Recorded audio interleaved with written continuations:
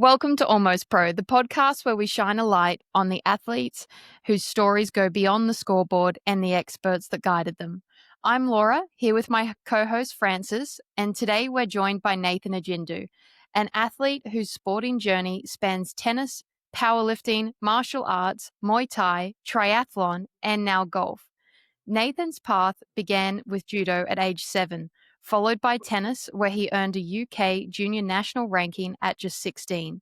In his 20s, he trained across multiple martial arts before focusing on Muay Thai in 2000, competing in the UK, Thailand, and Australia.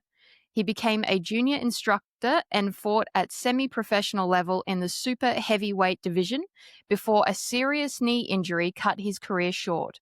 But his athlete DNA didn't stop there. Nathan shifted into golf in 2003, achieved a single-figure handicap by 2010, and now, even after a hip replacement in 2025, he's chasing senior tour professional status. Nathan, welcome to Almost Pro. We are so excited to dive into your story today.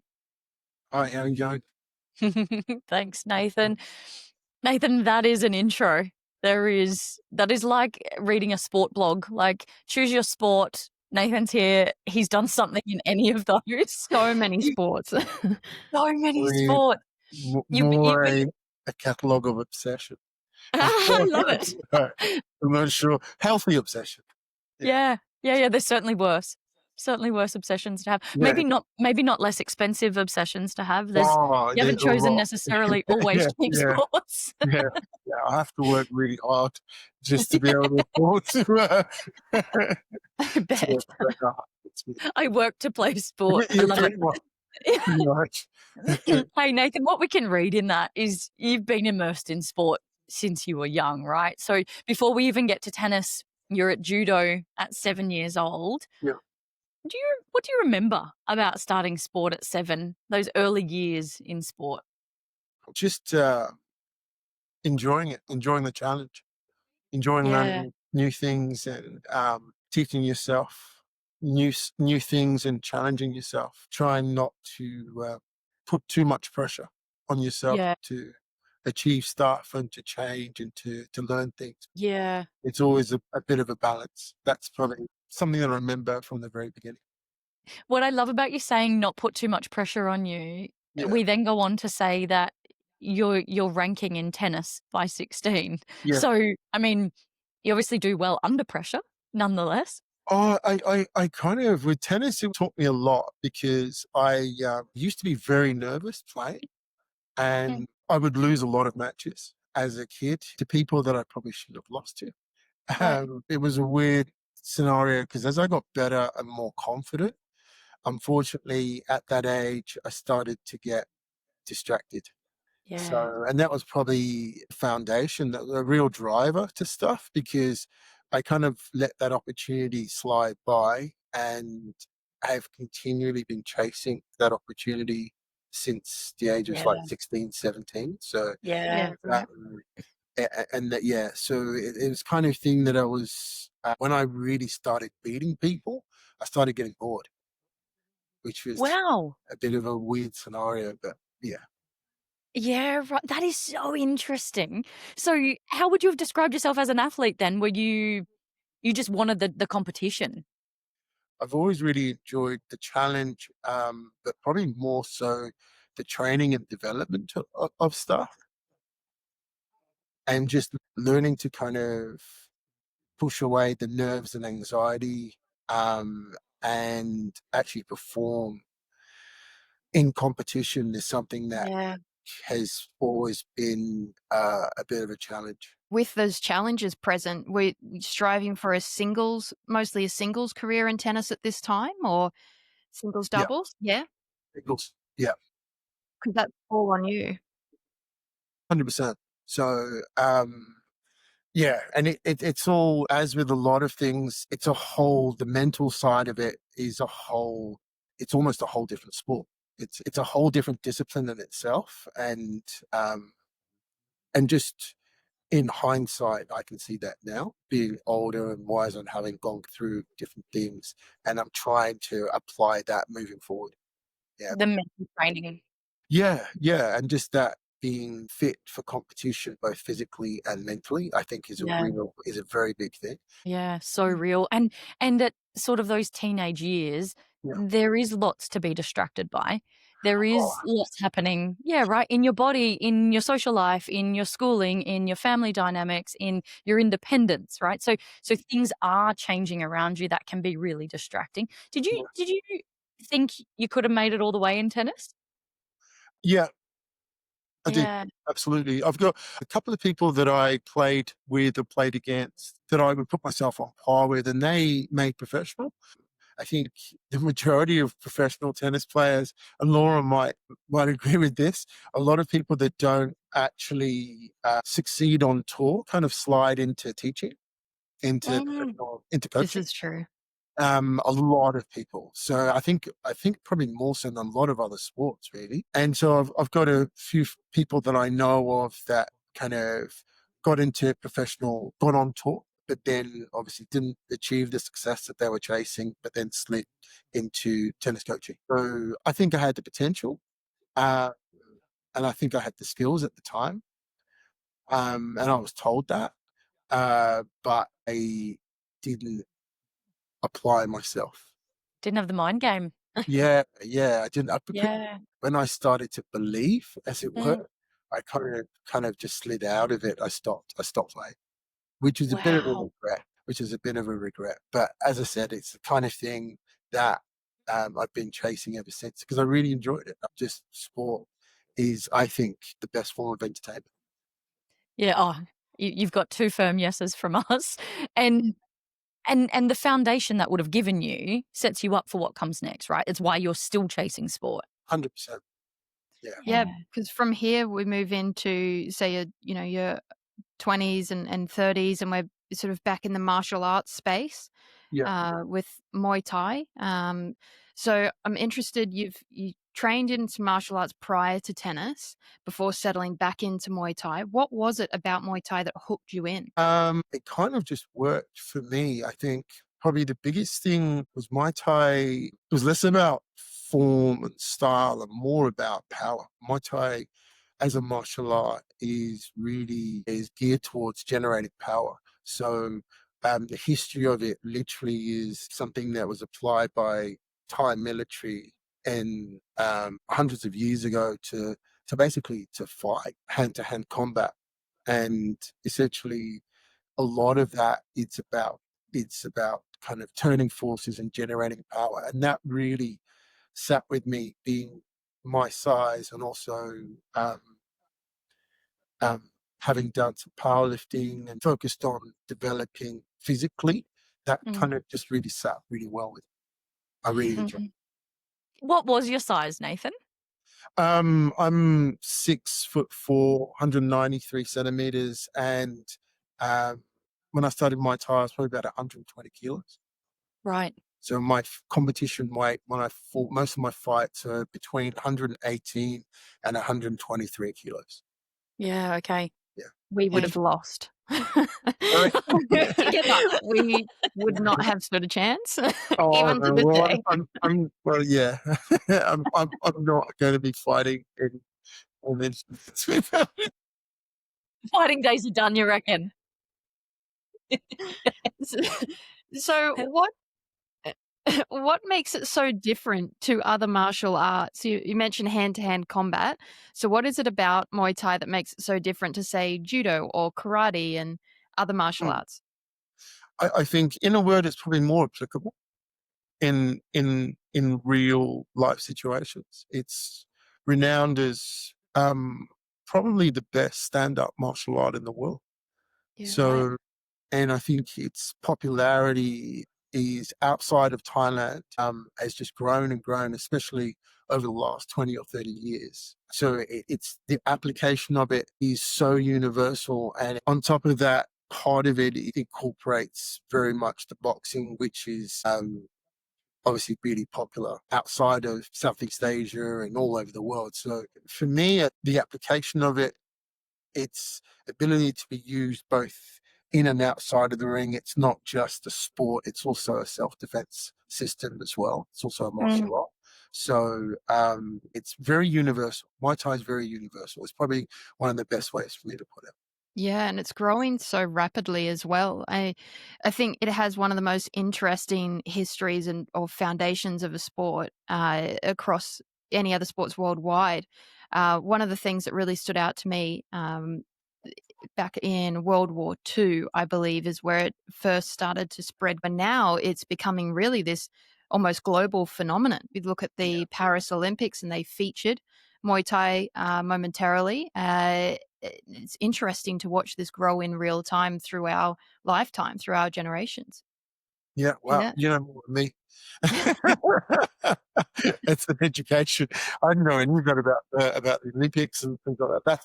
I I just think, find it so interesting, and it's such a with a brutal past. We are currently in what they deem as the modern era, and the modern era is when they started using apparently gloves and protective equipment. So, when you were fighting, did you use that equipment, or was it sort of yeah, predating that rule? What? oh yeah, 100%. It's become more of a sport probably since the 1970s and Yeah, less right. of a martial art and combat system, but its history and DNA still lies in that.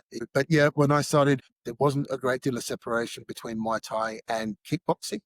A lot of people don't see the differential, but there are quite distinct differences between the two. But I think that globally, the rise of Muay Thai, which is then kind of bled into mixed martial arts and things like the UFC and other mixed martial arts kind of forums, and Muay Thai has featured very heavily. It's a very big part of how those competitions and how those competitors train and how they actually how they compete. Nathan, what would you say is the real demographic now for participants of this sport of Muay Thai? Is it Um, male?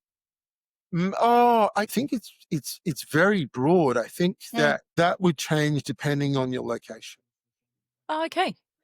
Okay. And that's my personal opinion is that depending on where you are around the world, the popularity of it, the take up of it will change. I think that martial arts as a whole has become a lot more mainstream. Mm. Muay Thai Mm. probably more so than a lot of other martial arts. It really depends on the location, but I think personally, as someone that has taught it, I think it's something that is geared towards people of smaller stature being able to use effectively against people that are a lot larger. That makes sense. Yeah, Mm. that's essentially how effective it is and how they created the system, how they created the system to be used. But that's not how you fight, right? You fight in weight categories? Absolutely. So very much like boxing, or all in weight categories to um, probably like with anything, just to make it a bit more a bit fairer. Yeah, yeah. And you fought super heavyweight? Correct. Yeah. Yeah. What does that mean? Super heavyweight generally is classed as 98 kilos and up. Mhm. Most other weight categories have a lower and an upper limit. Super heavyweight doesn't have an upper limit. Okay, that's the end. That's it. Starts at Yeah. 98 kilos and basically goes up to um, whatever size opponent you're willing to compete. Yeah. What's the biggest opponent you've ever Yeah. fought? Biggest guy I ever fought was about 165 kilos. Wow. Height? 6'10", 6'10", 6'11". I mean, you can't hear someone's height on a Yeah. podcast, but Laura and I could stack on top of each other and we Well, might actually be able to high five them. I'm 6'4", and it was like a headline fight. So generally with a headline fight, um, you would have maybe 10 or 15 fights during the night, and at some point they'll bring out, whether it's for a specific belt or championship, or if it's just the headline fight for the night.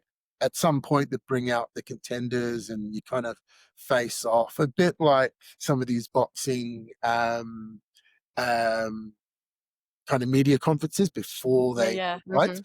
They kind of do that before you actually get in the ring with each other at some point during the night. So, and I remember with this guy that at one point, I'm basically standing there and you face off and you got the gloves and everything. And I'm just looking at his nipple. That was my one. Welcome to my life, Yeah. Nathan. I see the underside of everyone. That's basically where I live.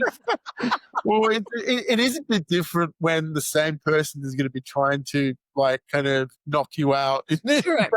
Correct. That does feel different. That does feel different. And you're like, first thing that goes through your mind is, what am I doing here? Why am I doing this? What Do you is this stand a for? chance in that scenario? Like, is it change tactics, go for the legs? Like, what's the go? Yeah, Through the absolutely. legs, Laura.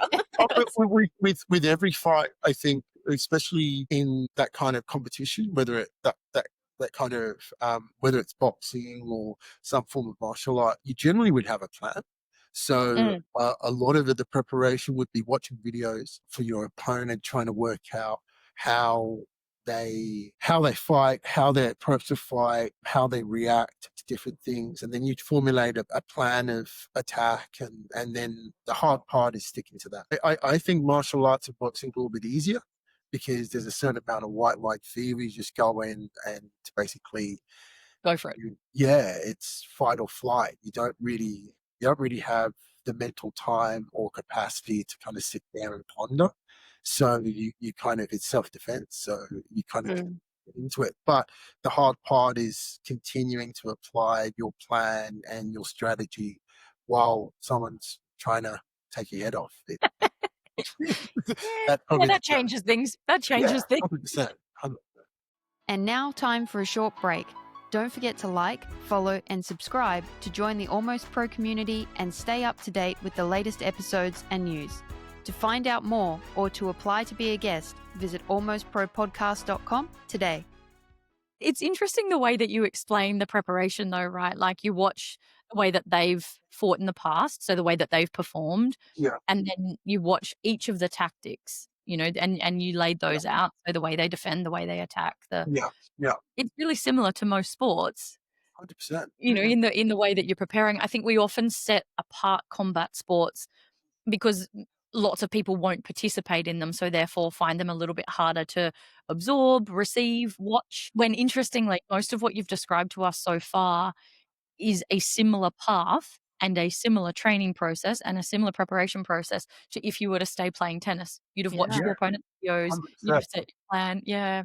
Understand their weaknesses, and you basically try and exploit those as much as possible, whether it's from a skill point of view or from a focus point of view, from a mental point of view. Once you do start getting into the psychological side of it, and if you're talented at that side of it, you can win against people generally that you probably shouldn't be beating. A bit like your tennis career. A lot like, a lot of it, because you're at the pointier end of the stick. Because in tennis, it's unlikely that your opponent's going to jump the net and try and beat you with his racket. No, the casualty is the racket usually. I've seen it happen. I have to. Remember, I played a lot of junior tennis in the UK. I have seen things that happen.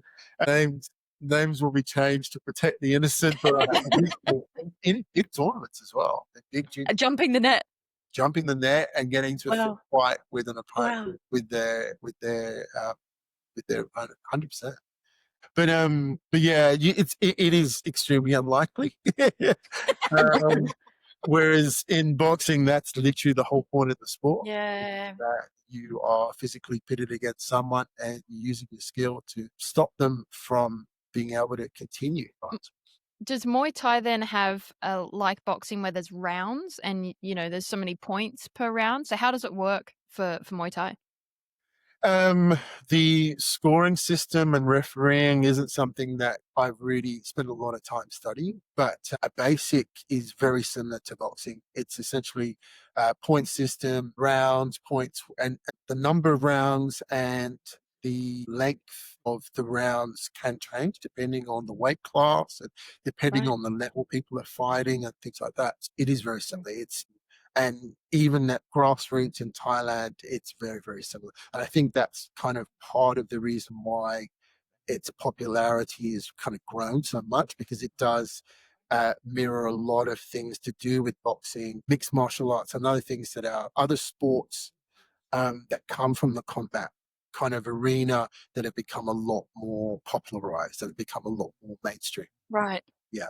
Muay Thai is still quite niche in reality. What I found when I was competing is that you had to kind of go out of strict Muay Thai rules and regulations to be able to get fights, because a lot of people didn't train or want to fight Yeah, um, right. with Right. full Muay Thai rules and what you could and couldn't do, because they would water it down a little bit.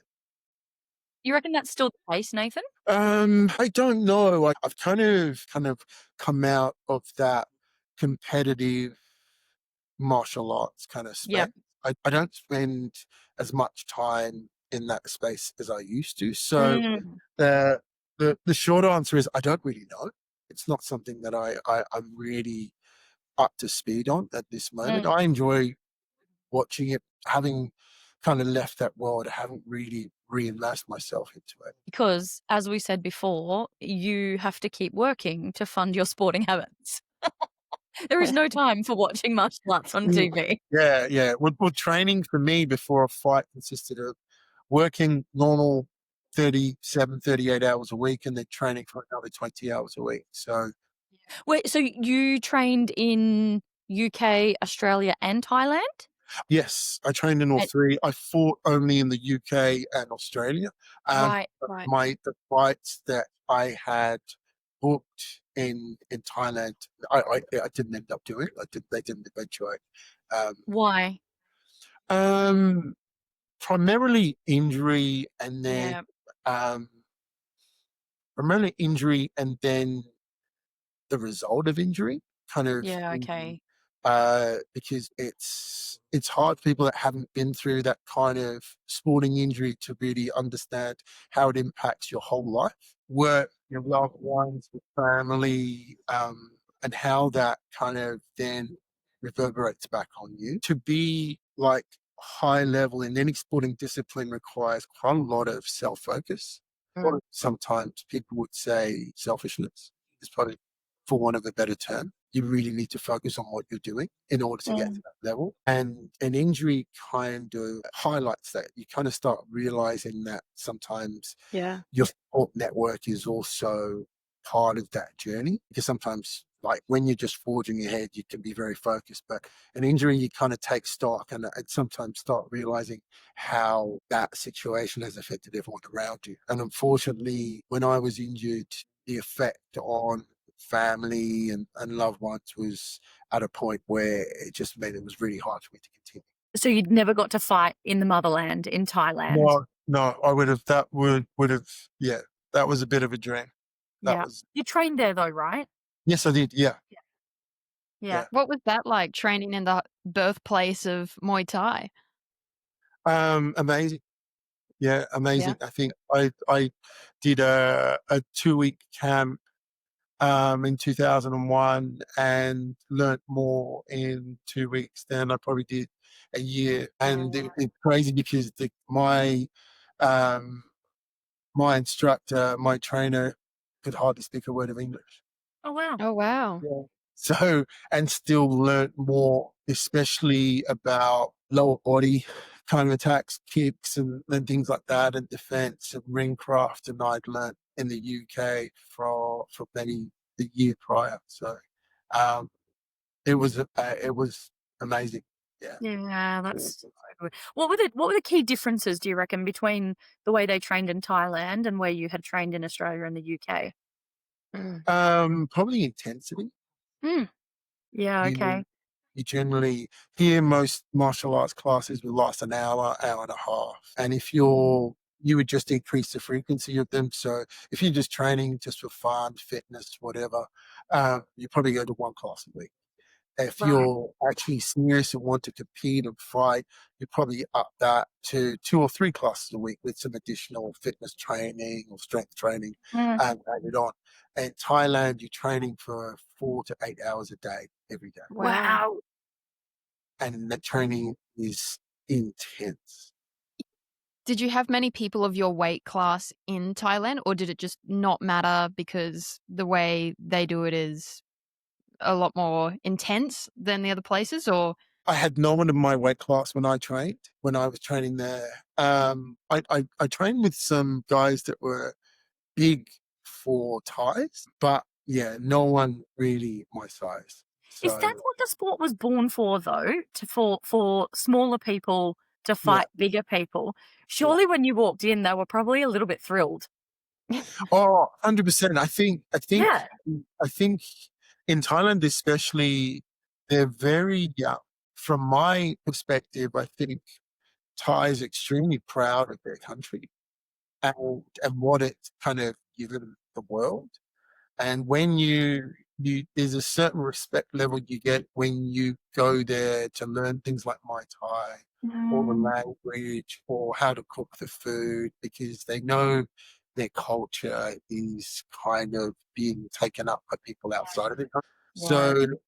it was really quite heartwarming to watch. Mm. So when I trained, being my size and learning how to really develop my potential, as it were, it was amazing. When I started training, people would start coming to watch me train and things like that. So, and because they'd just never seen, I don't think they'd ever seen anyone my size actually be able to do it fairly proficiently. So Yeah. That's cool. yeah, it was awesome. Incredible. Incredible. And then, so you've got this basically like accelerating training course in Thailand. So you mentioned that's 2001, and then you come back to Australia. So I'm presuming 2002. So would you say you're at sort of like a semi-pro kind of level in Australia around this time, or what does semi-pro look like? I guess. Okay. Probably the differentiation in semi-professional would be that your costs are covered by the promoter of an event. Okay. So if you're flying to an event, so your transport, accommodation, um, things like that are kind of covered by the event organizers, by the promoters. Being semi-professional, you wouldn't get paid, so there's no perk, Right. there's winnings effectively. I arrived in Australia in 2001, straight after that training camp, and um, started training, had my first fight in April 2002, first Australian fight in April 2002. And then was lucky enough, I won that fight. In the first round, I got a write-up in International Kickboxing magazine as a basically summary of that fight. And then semi-professional status was probably more out of necessity than anything else. After my first Australian fight, it was really hard for me to get anyone else who wanted to fight me. Well, you won in the first round, so yeah. it's intimidating. And I beat the guy with what they call a Superman punch, or where you're flying through the air. That's part of the reason why I got written up in the magazine, because you don't normally see guys my size flying through the air a lot, even in my time.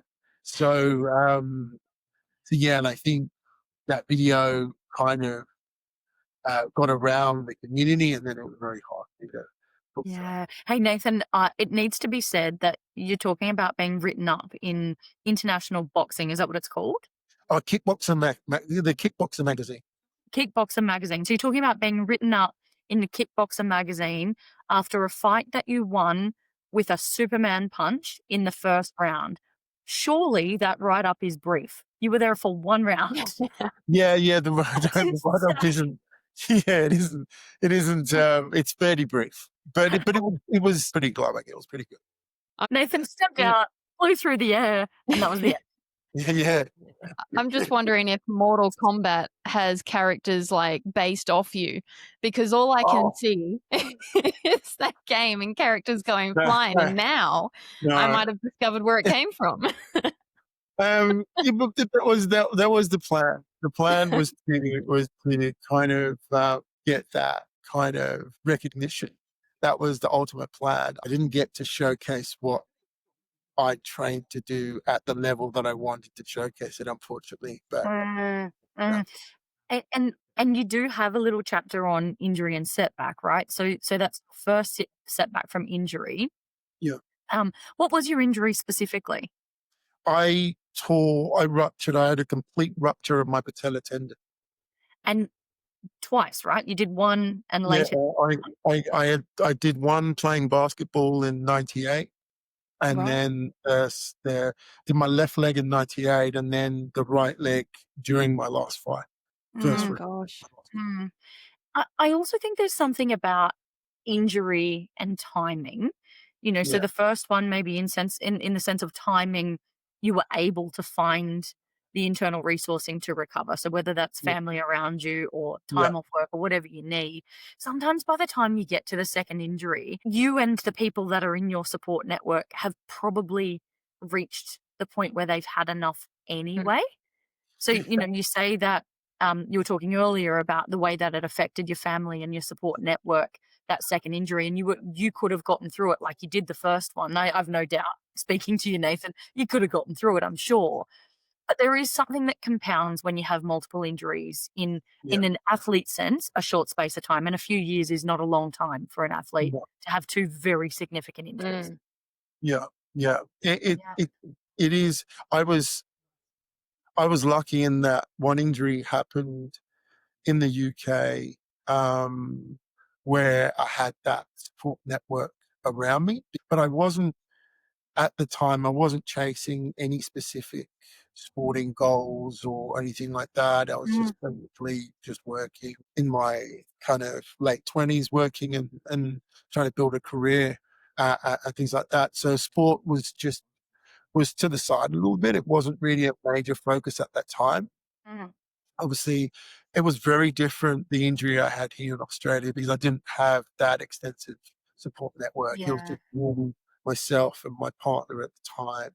Yeah. Um, and being here on my own, without my immediate family. And also, I think probably the biggest thing was that the injury occurred during and as a result of me really focusing on my sporting goals and really actually putting a lot of time and effort into my training, working full time. It's grueling, especially day after day after day. And Right. when you're doing that consistently for a specific outcome, and then you're kind of robbed of that outcome Mm, because of injury, mentally, that was probably a lot more difficult, a lot more difficult. And I yeah. think more due to the circumstance and location, circumstance, situation, was a lot more difficult than the first time. It was the same injury, just on a different leg, but um, what was around it was a lot more difficult to deal with.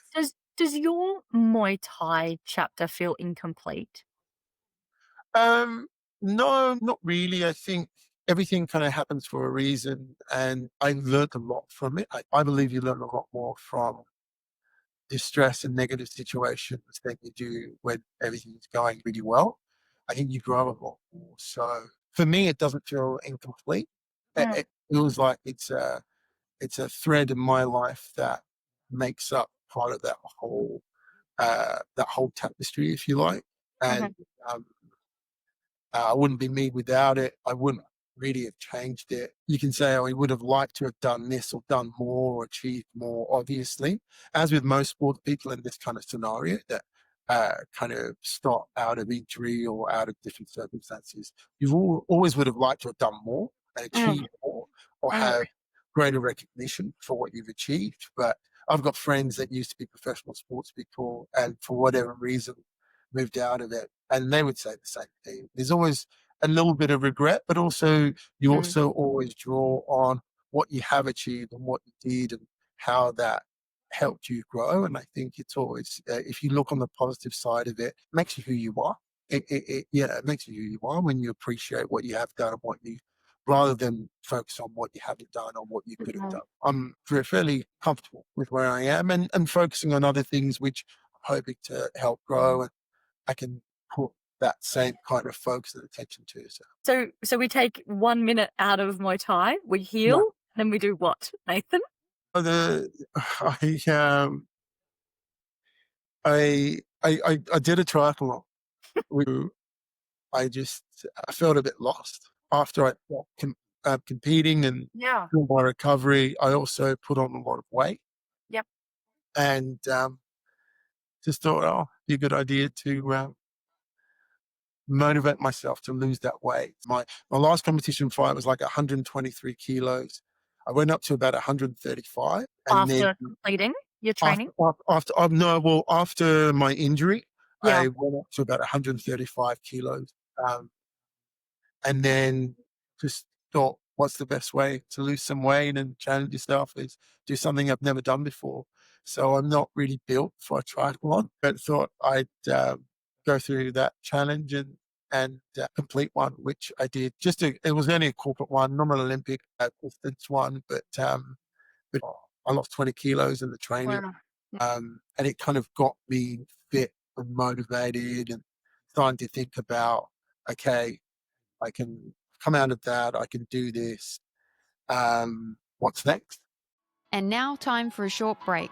Don't forget to like, follow, and subscribe to join the Almost Pro community and stay up to date with the latest episodes and news.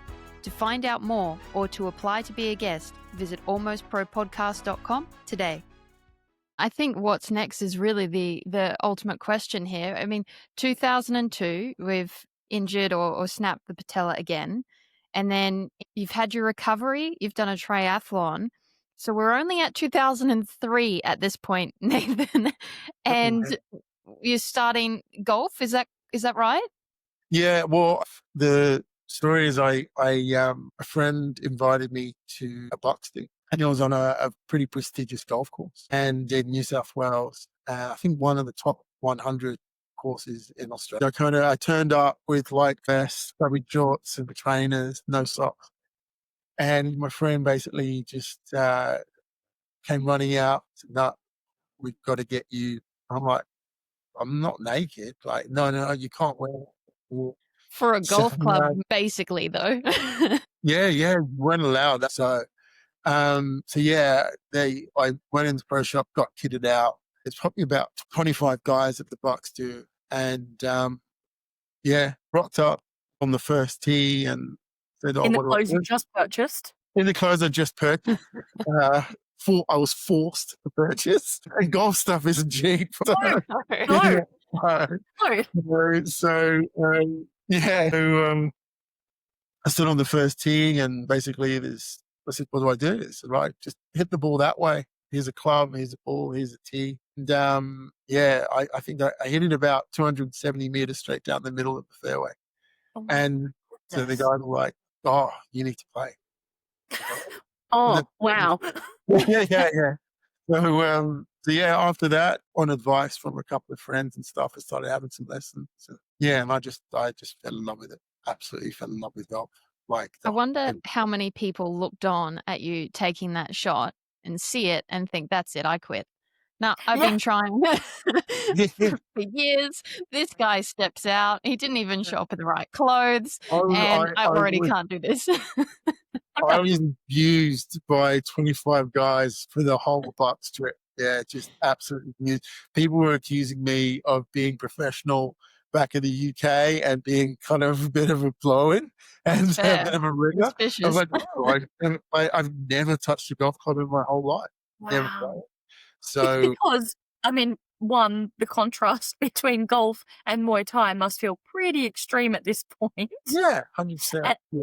But I do need to know too, were you just a one-trick wonder or could you also chip and putt? Oh, I couldn't at the time. That must have felt redeeming for your friends, at least. No, yeah, well, like I should add that game, the first time I'd ever played, I ended up losing 27 of other people's golf balls. It was a costly day. Yeah, the beginning started really well, but it was kind of downhill from there. I got drawn back into reality pretty quickly. And realized how difficult it was because I was just like, oh, that's easy. And then after a couple more holes, you realize, oh no, this isn't easy. This is actually really, really difficult.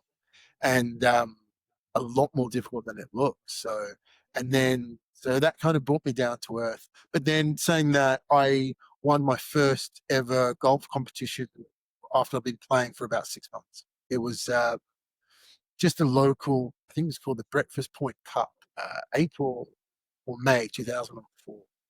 I started playing, and the first half I played terribly. I put a lot of pressure on myself because I thought, oh, I can do this. And then I just relaxed. And the second half I played, I think, 1 or 2 over par. The second 9 and 1 on point. So it was I just relaxed. yeah. I just stopped putting pressure on myself. And I think that's the first time I realized how mental golf is and how different you can perform from a mental point of view. It's very different from other sports. There's no excuses. There's no one else to blame. I mean, it's 6 months in and have that kind of achievement is outstanding. That's amazing. And if I've got dates correct, it's what, 2010 when you hit a single figure handicap? Is Yeah, that right? Yeah. yeah, yeah.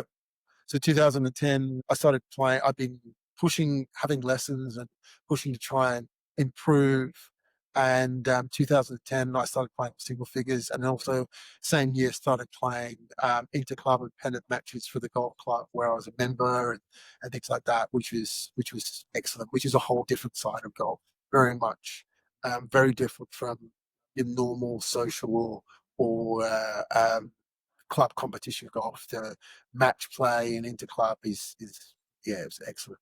A lot more like martial arts, a lot more like it gives you literally versus someone else. So that was really enjoyable. Yeah, I really got into that lockdown. Yeah, and so you're hooked from that point then for golf to try and go as far as you can? Yeah, absolutely. It's probably more friends and family that would come and watch me play and things like that and say, you could actually make something of this if you put your mind to it. So yeah, I was always hooked on golf and the whole kind of golf culture community, but started to believe I could improve around that when I hit single figures, 2010, 2011. But then kind of hit a bit of a wall with family and kids and things like that. So I didn't really have enough time to commit to it until quite recently. Nathan, what does commit to golf look like now? Probably trying to set more specific goals and trying to work towards that. So it is a bit hard because golf's very time consuming. But yeah, so committing is really, for me at the moment, is organizing my goals and aspirations and then putting a framework together to achieve those, a roadmap to achieve those. So the skill level, the fitness level, and obviously the sports psychology side of it as well. What is the big goal now for golf? Get a senior tour professional card within the next kind of 12 to 24 months and transition away a little bit from working full time to working part time and playing golf full time and actually playing to try and generate an income to play professionally. It never leaves, does it, Nathan? The appetite for excellence when you are when you have an athlete's DNA, it never changes. So here you are having pursued tennis to the point where you went, I'm probably the problem here. I'm moving on, to then pursuing, I need to do something for my health. So here I am in a triathlon, a setting I've not been in before, Muay Thai to the point where, your body physically was responding and saying, here's a new injury for you to manage. And here you are now chasing golf, like it's the first sport that you're pursuing. We Laura and I talk to people in golf who are saying, I'm 18, I'm 19. I probably should have started earlier. And here you are saying to us that you're in your late 20s, early 30s, whacking a ball at a bucks party and decide that maybe now's the time to look at whether this stick and ball game is something for you. And now, as a man in his 50s, you've decided that a commitment to the sport results in a complete lifestyle change over the next 1 to 2 years. It's phenomenal. It is compounding of who a person is, when you look at sport and a story like yours. Yeah, no, thank you. I think it's something I really enjoy. And I think that as I get older, you want to focus on things that you really enjoy. But they say if you love what you do, you never work a day in your life. So Yeah, come um, on. have that transition. And I'm really lucky that I've got uh, the physical ability to do things like that. So I want to take advantage of it while I still can. Nathan, I would summarize today's discussion in a few comments you've made. You know, the one that says you're where you're meant to be. So no regrets on the path. Yes, there's things that could have been different, but the reality is one of your paths have led you to the next. You've shared with us some of the history in sport along with Laura's knowledge for Muay Thai, but you've also shone a light on something really, really important, and that is that when we're loving athletes and we have athletes in our family or us, we are a support circle for athletes, they need to be inherently self-focused to Yeah. chase the dream, because we have systems, and whether it's Muay Thai or any other sport, we have systems in Australia and other countries that make it very difficult for athletes to set aside work, to set aside career and income earning in order to focus on sport. And therefore, you're committing to a career at the same time as you're committing to a sport. And that does mean that self is fairly central. I really appreciate you bringing a light to that today. Yeah. I think it's something that a lot of people don't really talk about, but it's just the reality of sport. So I've learned a lot and tried to really apply that knowledge as well. And I think that probably one of the biggest things that I've learned is that sport is entertainment. Yeah. And once you understand that, it makes things a little bit different. And moving forward, and that with that in mind is really exciting. Yeah. So good, Nathan. We can't So wait to watch and see where this takes you. Well, No? hopefully, I've still got a bit of work to do, but thanks. Well, before you leave us today, you're not getting out of here without a quick game of this or that. Okay. So this is a quick fire round, about 10 questions. The first answer that comes to your mind, that's the one we're after. Are you ready to go?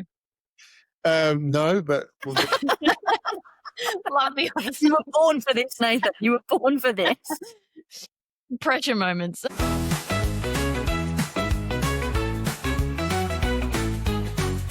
All right, here we go. Ready? Training camp in Thailand or golf camp in Scotland?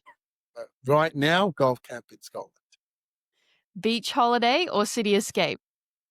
Beach holiday. That's fair. Early morning training or late night sessions? Both. We've got new rules now. Which one would I prefer? None. It's ideal. Probably early morning training. Early morning training probably is probably, but unfortunately where I'm at the moment, both is the reality. Adrenaline of a fight or calm of the fairway? I'm of the fairway. Tea or coffee? I don't drink either. I don't drink either. Probably None of the more tea. above. Tea or iced tea. I'm pleased you came back for tea. You just upset all of the UK. That's true. I was trained at a very early age to make a very good cup of tea. Being brought up in the UK, I don't really drink it. But London winters or Australian summers? is that only a question? Well, we were against the tea, so I've got to guess. Definitely Australian summers. Yeah. Watching combat sports or watching golf?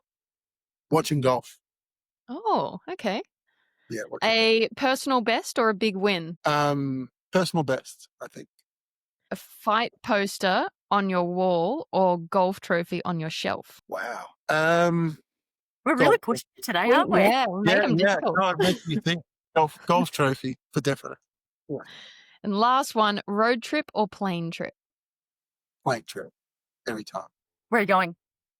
Where am I going? Actually, would love to play in. I'd love to play in Hawaii.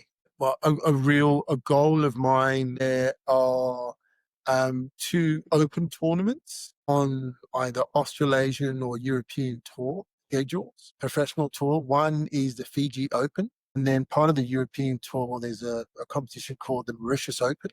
And that's on the island of Mauritius, and that's on the European tour. And a goal of mine would be to play one or both of those competitions as a professional. Also have a goal to go to those places, but I'm not taking sports equipment. No, probably not. Mauritius is phenomenal. Mauritius is amazing. Yeah. Good, but I love Mauritius. Yeah. Well, Nathan, thank you for playing this or that.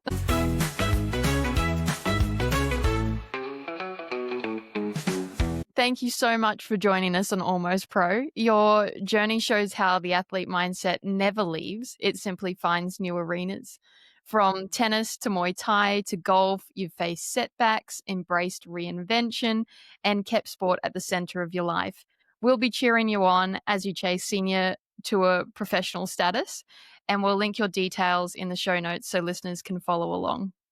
Awesome. Thank you Thanks, so much. Nathan. Really enjoyable. Thank you very much for your time. And to everyone listening from home, the gym, or on the go, if you enjoyed this episode, make sure to follow and subscribe to stay on the Almost Pro journey. If you've got a story to share or know someone who does, we'd love to hear from you. Head over to almostpropodcast.com or social media pages at Almost Pro Podcast to get in touch. In this week's question from the Grandstand, do you think it's ever too late to take up a new sport seriously, even to the point of chasing professional goals? Let us know in the comments below.